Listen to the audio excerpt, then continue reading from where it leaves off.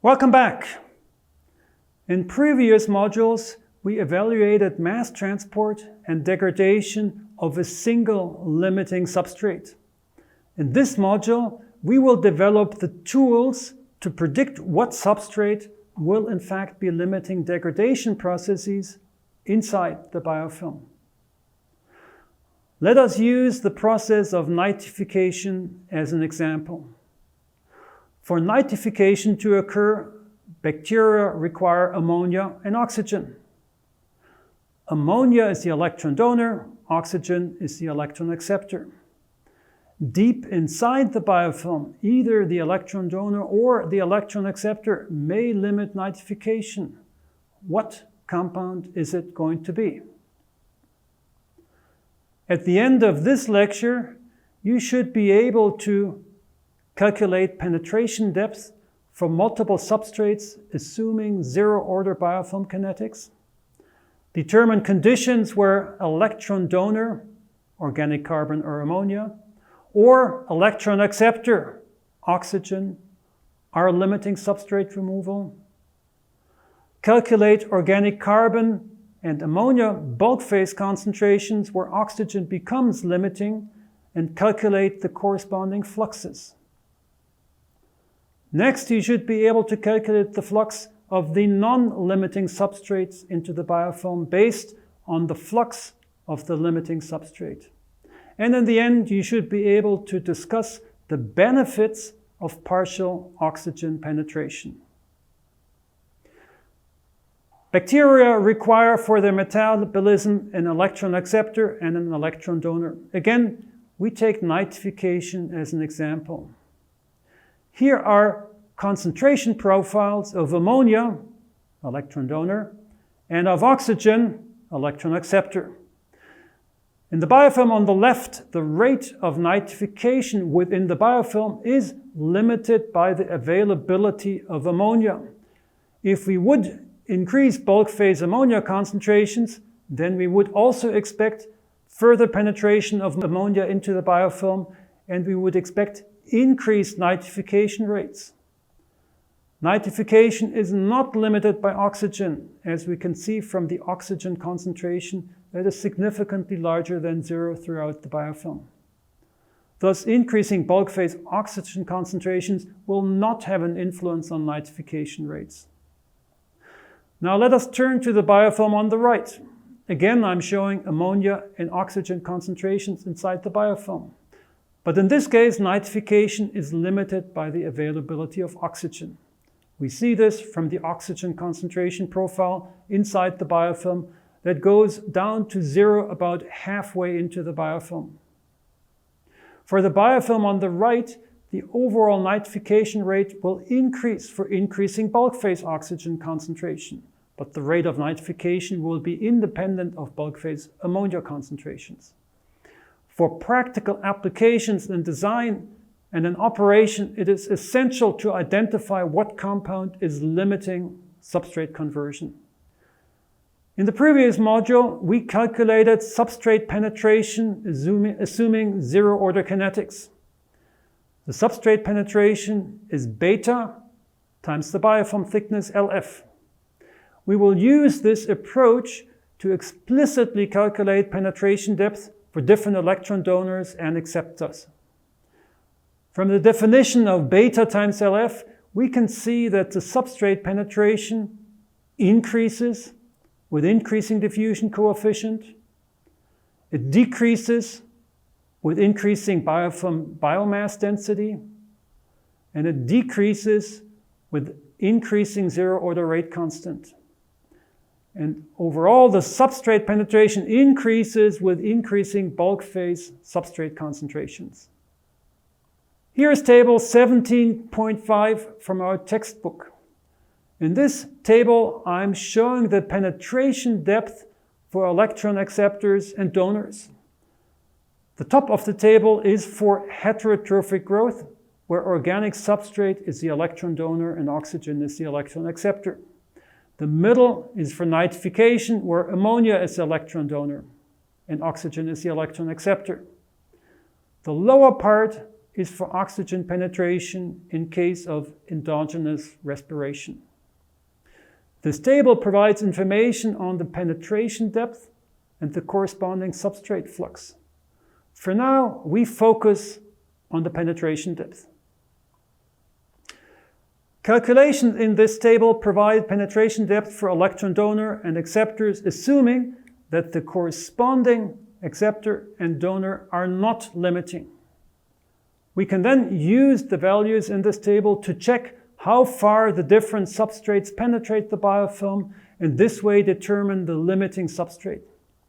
But there is also a more direct approach. We will develop this approach in the next slide. Let us go back to the example of nitrification. I am showing beta values for ammonia and for oxygen. The smaller beta value will determine what compound will be limiting nitrification inside the biofilm. Beta for ammonia depends on bulk phase ammonia concentrations, diffusion coefficients of ammonia, and zero-order ammonia oxidation rates. Beta for oxygen depends on bulk phase oxygen concentrations, diffusion coefficients of oxygen, and zero-order oxygen utilization rates. Note that the zero-order rates for ammonia oxidation and oxygen utilization are linked by the same overall process rate. Here it is mu max of the nitrifiers, but different stoichiometric coefficients. We will determine the stoichiometric coefficients in the next slide. But first, if we're mostly interested in whether one or the other beta is smaller, then we can do so by calculating the ratio of betas. For our example, nitrification will be oxygen limited if beta for oxygen is smaller than the beta for ammonia. This is the case if beta for ammonia divided by beta for oxygen is larger than 1. The nice effect of calculating the ratio is that this condition is now independent of the process rate, the biofilm biomass density, and independent of the biofilm thickness. We can rearrange the equation. If we plug in the values of the stoichiometric coefficients, then we get the condition for oxygen limitation as shown on the bottom right of this slide. We can see that this condition depends only on bulk phase substrate concentrations, on diffusion coefficients, and on known stoichiometric parameters. Thus, this condition can readily be calculated for practical reactor operation. And this condition provides very practical information on whether increasing aeration will or will not improve reactor performance. How to obtain the stoichiometric coefficients for the utilization of electron donor and electron acceptor? We can readily get these stoichiometric coefficients from the stoichiometric matrix of the activated sludge models. From these values in the stoichiometric matrix, we can then calculate the ratio of zero-order rates for electron donor and electron acceptor. Let us do some calculations for an example. In this example, we evaluate under what conditions oxygen, electron acceptor, or the electron donor will be limiting. And here we're looking at acetate or ammonia as two possible electron donors. For this calculation, we assume bulk phase oxygen concentrations of 8 milligram per liter. At what acetate concentration will the degradation of acetate become oxygen limited? And at what ammonia concentration will the degradation of ammonia become oxygen limited? Here are results for the organic substrate removal. The table provides all the relevant information for diffusion and for stoichiometric coefficients. We can see that oxygen can be expected to be limiting for bulk phase organic substrate concentrations larger than 29.6 milligrams COD per liter. On the right are the corresponding values for nitrification. We can see that nitrification will be oxygen limited for ammonia concentrations larger than 2.3 milligram nitrogen per liter. This is an important result, as 2.3 milligram nitrogen per liter is very low compared to typical influent ammonia concentrations. What that means, that nitrification is mostly oxygen limited, thus increasing aeration can usually improve nitrification, a very practical result.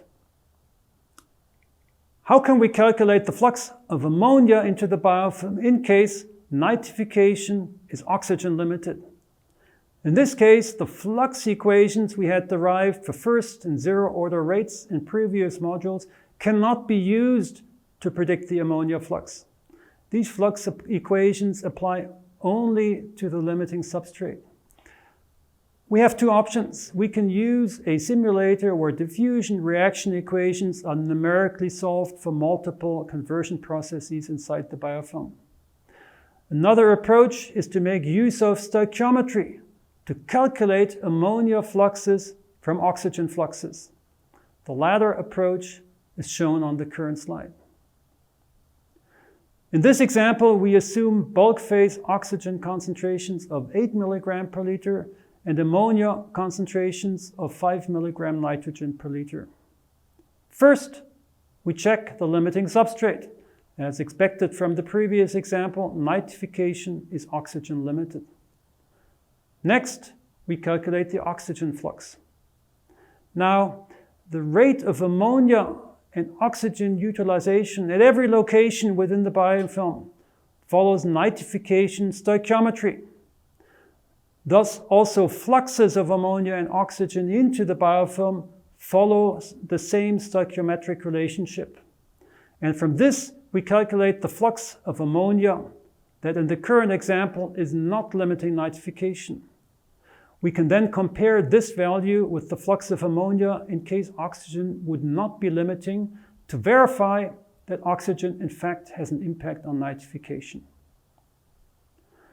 The previous examples looked at single combinations of one electron donor and corresponding electron acceptor.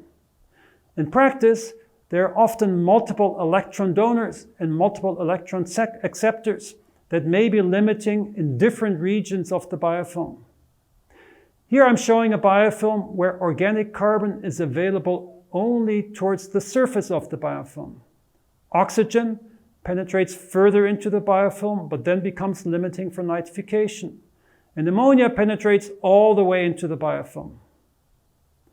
As is indicated already in this schematic, the local availabilities of different substrate will have an influence on the distribution of different types of bacteria in different regions of the biofilm. This will be further discussed in the next module of this course. Here's another example of oxygen limitation inside the biofilm. We will see that for the current example, mass transfer limitations are in fact beneficial. We're looking here at ammonia oxidizing bacteria that grow towards the surface of the biofilm and produce nitrite.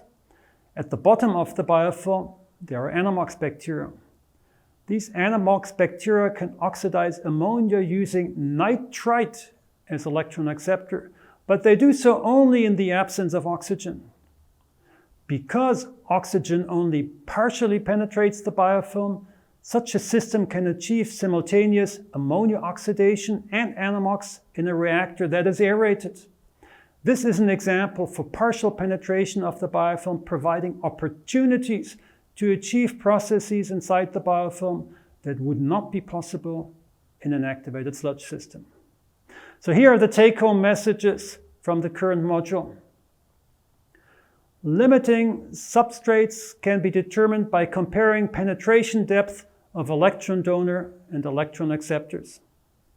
The limiting substrate depends on bulk phase substrate concentrations, diffusion coefficients, and the stoichiometry of substrate utilization. Substrate removal becomes oxygen limiting for COD concentrations larger than 29.6 milligram per liter and ammonia concentrations larger, 2.3 milligram nitrogen per liter. Note that these values, of course, apply only for the conditions that were given here of 8 milligram oxygen per liter in the bulk phase. Stoichiometric utilization of electron donor and substrate allows to directly calculate the flux of the non-limiting compound.